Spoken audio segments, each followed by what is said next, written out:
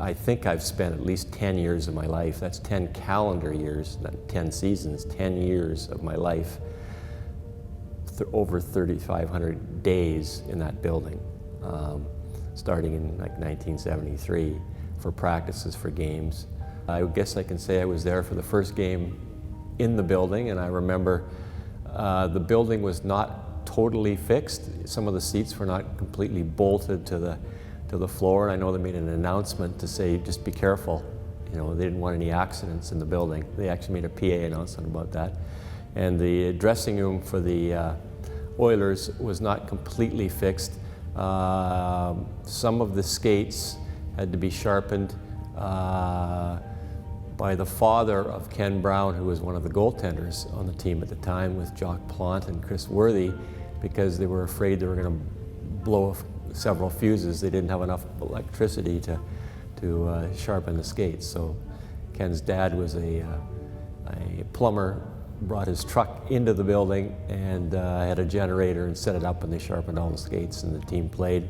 But the team came over from the Edmonton Gardens in a little bus because the dressing room was not completely done, and they dressed over there and they bussed in and they played the game. And that was the start of things. At the time it was the best building. Now I think it's become dated and stale, but at the time we all thought in Edmonton, this is special. This is pretty spiffy compared to the second-class Edmonton Gardens. What made the Coliseum what it was the players, and the ice was the best ice in the league. And it was the building was one thing, but every player on an opposing team loved coming to play in Edmonton, even if it was the dead of winter, because the ice was better in Edmonton than it was anywhere else. And I think that's why the Oilers won Stanley Cups, because they played 40 games on it, and the other teams only played 1 or 2. And the Oilers had a fast team, and they played on the ice. And that was kind of their signature. It wasn't the boards were livelier or the corners of the rink were odd. It wasn't like the Boston Garden where the ice dimensions were less than they are normally, or the Chicago Stadium. It was the ice that made it special.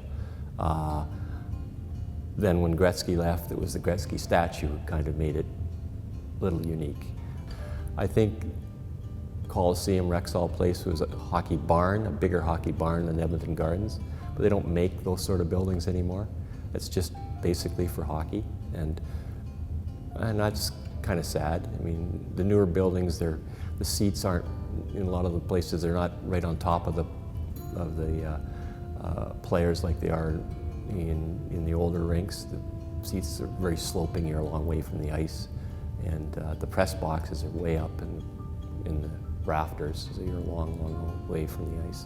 You don't get that feel that you can't hear stuff in the new buildings that's going on in the ice, and you can hear people, certainly coaches yelling at people still from the press box in Edmonton, and that also made it different. I remember walking up to the press box the first time, and I'm not the best person in the world with heights, and I got up there and it started to shake, and I thought, oh, this isn't going to be good. You know, I'm not that crazy about it, and it has shaken several times since I've covered the Oilers for many years. Not recently, but it did, and I think it was crowd noise and such. But it's still, the press box itself, very unusual, because the press box goes all the way around the rink. My seat, I don't know if it's seniority or what, was right at center ice. I mean, I wasn't sitting in the corner, I was right at center ice and right beside the stats crew, which I couldn't think of a better place to be, because you always got all the stats from them, and if you wanted to get out of your seat to find out what was going on, the stats crew was right beside it. So, will I miss it? Yeah, because I spent all that time there, and I know how to get there, and I know the players that played in the building. I was very fortunate to cover a team with half a dozen Hall of Famers in it, and my buddies who cover other teams can't say that.